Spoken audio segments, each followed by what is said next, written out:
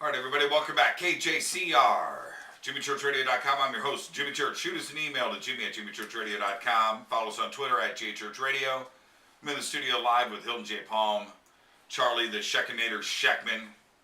You know, I start off every show, started off with shouts out to the men and women over here overseas, fighting the good fight for us in Iraq, in Afghanistan, the proud men and women in uniform all around the world. A big salute from JimmyChurchRadio.com. All right. Joe Paterno was fired last night along with Graham Spanier, the president of the university. I have questions. I have questions today. And what everybody has lost sight of, and this is what gets me, is this story broke only after Joe Paterno got his D1 record. And I don't get why that has been ignored by the media. I'm not going to ignore it. When you see Joe Paterno come out and try to give his little talks to the protesters, the students that are out on his front lawn, what he is ignoring and everything that he says, he just doesn't get it. He doesn't get it.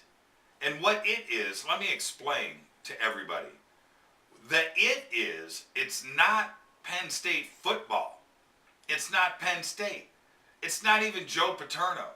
And it's not his legacy. And it's not his work that he has done for the university. It's none of that. It's not the support that he is receiving from the students. It's not that.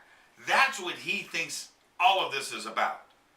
He thinks the news reporters camped out on his front lawn are there because of Joe Paterno and the Nittany Lions and the Penn State football program. That's not why they are there. They are there because Joe Paterno did nothing. He has yet to step out. If you're going to go out and speak like you're the Pope, and you're going to open up the door like you're speaking at the Vatican on your front porch, and you're going to step out there, what you need to say, Joe Paterno, is the following. And it's very simple. Be comprehensive, be concise, be direct, and say these words. I made a mistake. I am sorry for what I have done. I feel horrible that I choose to ignore a pedophile in the ranks of Penn State University, a known pedophile that I knew about, and I chose to ignore it because I was worried about me.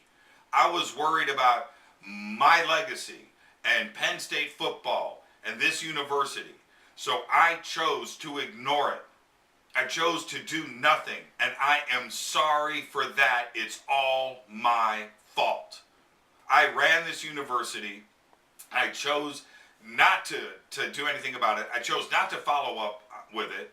I chose to hopefully make everything go away, and it's my fault. So today I stand in front of you and I'm saying I am sorry. I accept full responsibility. I cannot pass the buck on to Tim Curley. I cannot pass the buck on to Gary Schultz. I cannot pass the buck to Graham Spanier. I was the coach of the football team.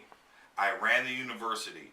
I know my position and my influence here, and I took advantage of all of that, and I was worried about myself, and I was worried about me not moving forward.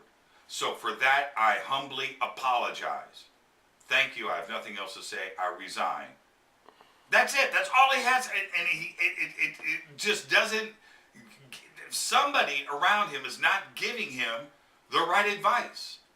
And I will not accept anymore his age. He was 75 10 years ago. What, he was dumber then? Was he smarter then? I think he's got all his faculties about him. His age has nothing to do with it. And for anybody today to say, well, he's an 85-year-old man, and he's, you know what? No. He's smart enough to go out there and coach a football team and worry about Nebraska this weekend. I can't believe he's lost genuine sight. He wants to go out and have a chant on his front lawn about Penn State and Penn State football. He doesn't get it. This is Jimmy Church Radio. I'll be back right after this.